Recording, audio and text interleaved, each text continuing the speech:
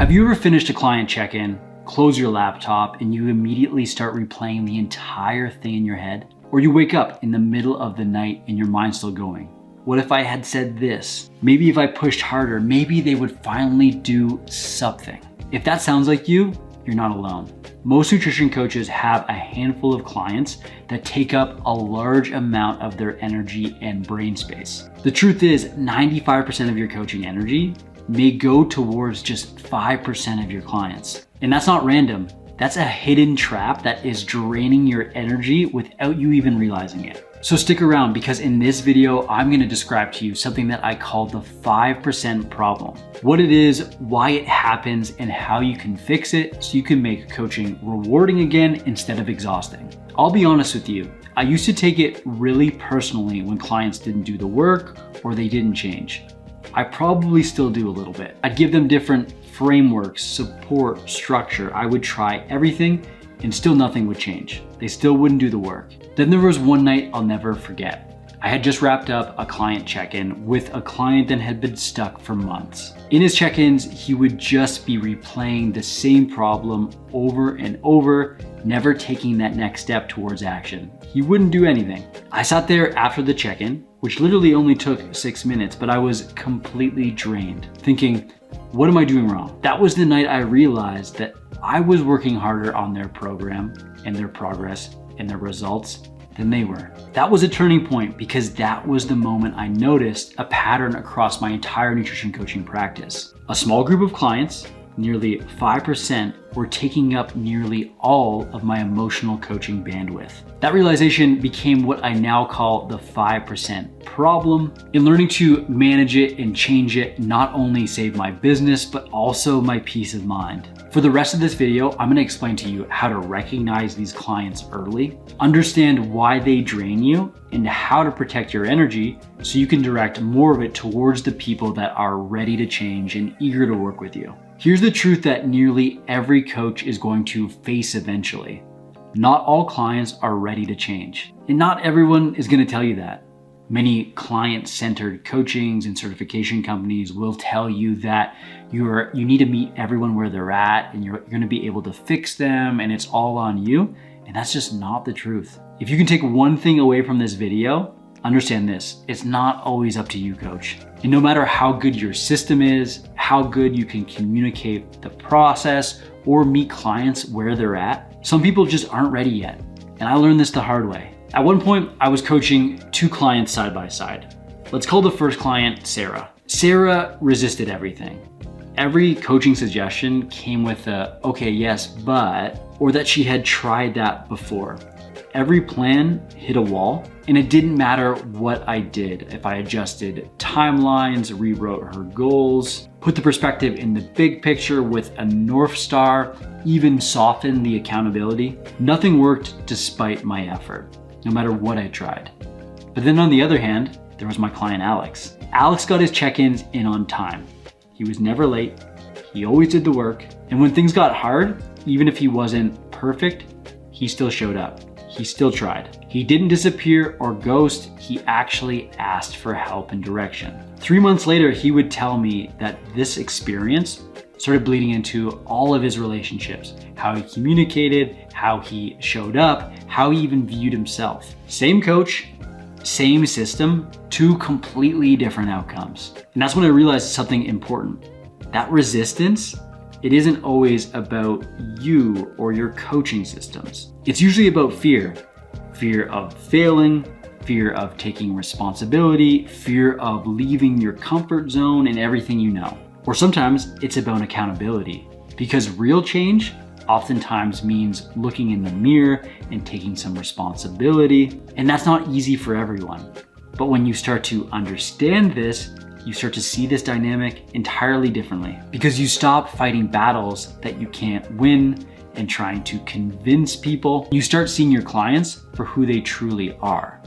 And it's this realization that led me directly and straight into the 5% problem, the hidden dynamic that changes everything once you spot it. Here's what the 5% problem really means. It means 5% of your clients take up 95% of your energy. In fact, research in business psychology shows that working with high maintenance clients can reduce your overall productivity by nearly 40%, purely due to emotional fatigue.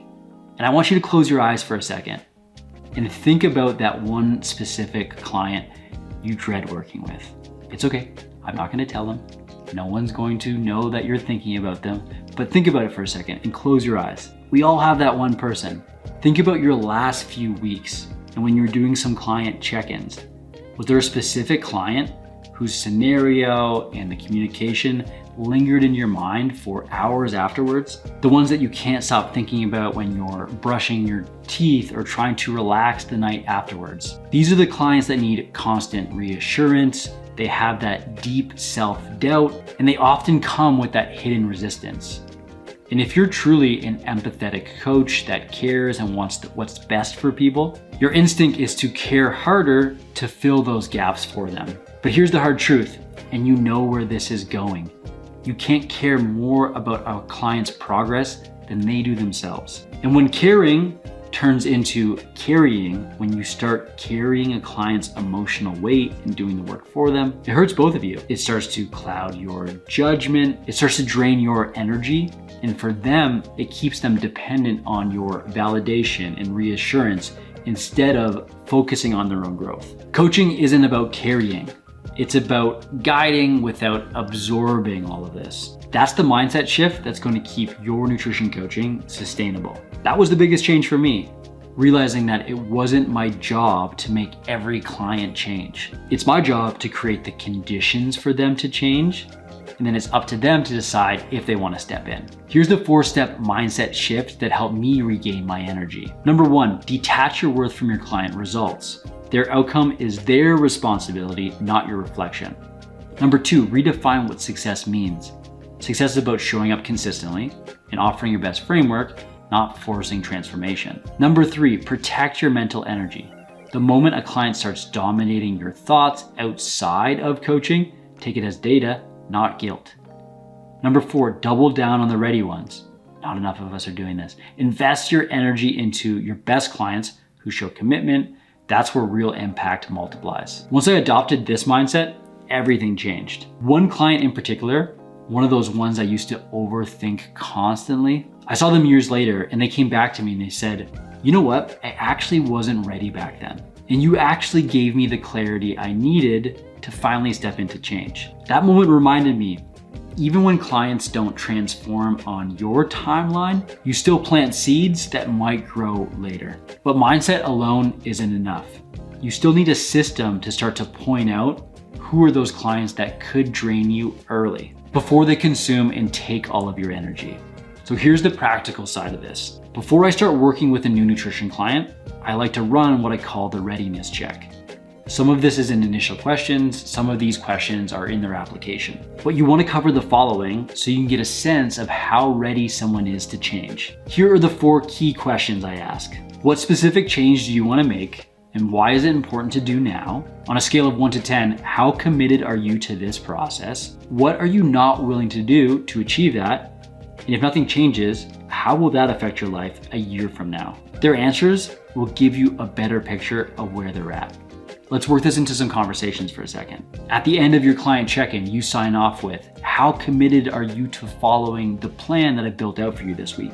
And if they respond back, well, I'll try, but things are gonna get busy this week. And if things get hectic, I'll probably just grab what's quick or convenient. That's a signal.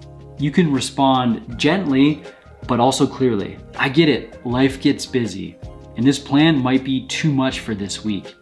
If things get busy, what is that one simple thing out of everything I've outlined that you can make sure you do this week? That's boundary setting and expectations and motivational interviewing in real time without judgment. You get them involved in the process and the decision making. You set expectations early and you start to protect your energy and set boundaries. And the client starts to see that progress is a partnership and not just a rescue mission where you'll fix everything. And here's the bonus point.